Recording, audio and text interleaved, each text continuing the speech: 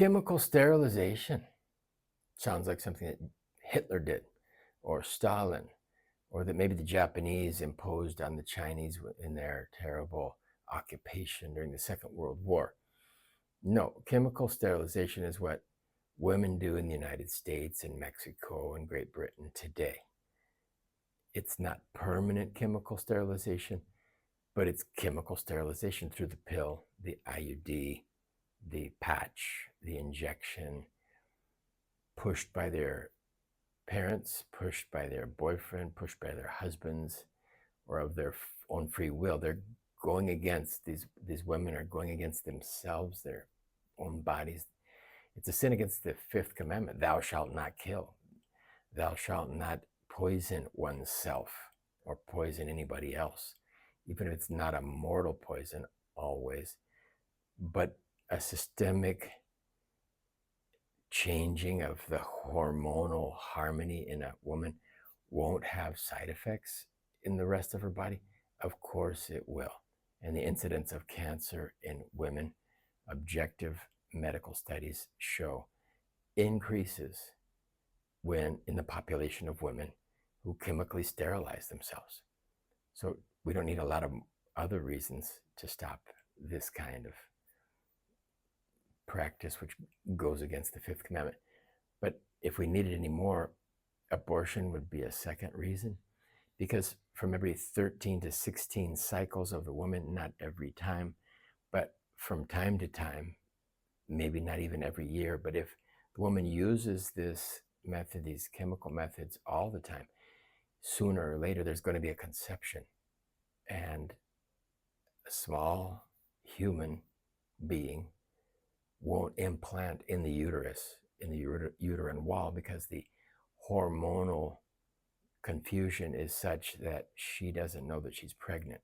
And so there's no receptive, hospitable place for the zygote to implant, and this small human being is flushed from her system. Abortion, early abortion, unbeknownst to herself, but it happens.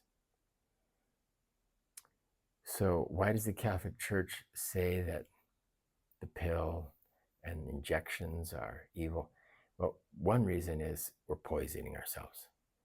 Abortion's the second reason. And then there's the theological one, where we're at odds with God, because we're saying to God, we know how many human beings should exist. We know definitively how many eternal souls should come into existence, and how many human persons should come to live on this planet and then forever and for all eternity. Arrogance.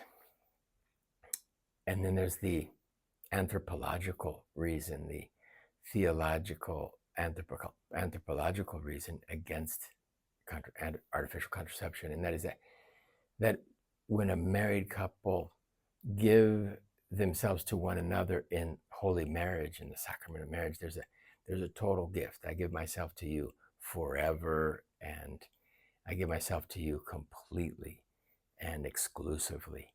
But when contraceptive happens, I take back my fertility. I don't want to give you my fertility. I'll give you my femininity, but not my maternity.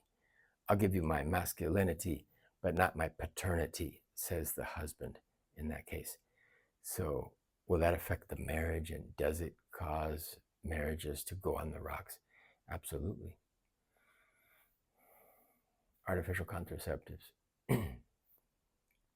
poison, abortion, sin. We love you, Lord.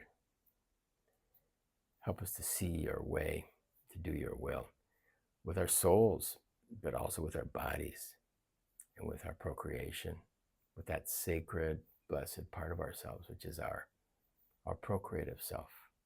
Amen.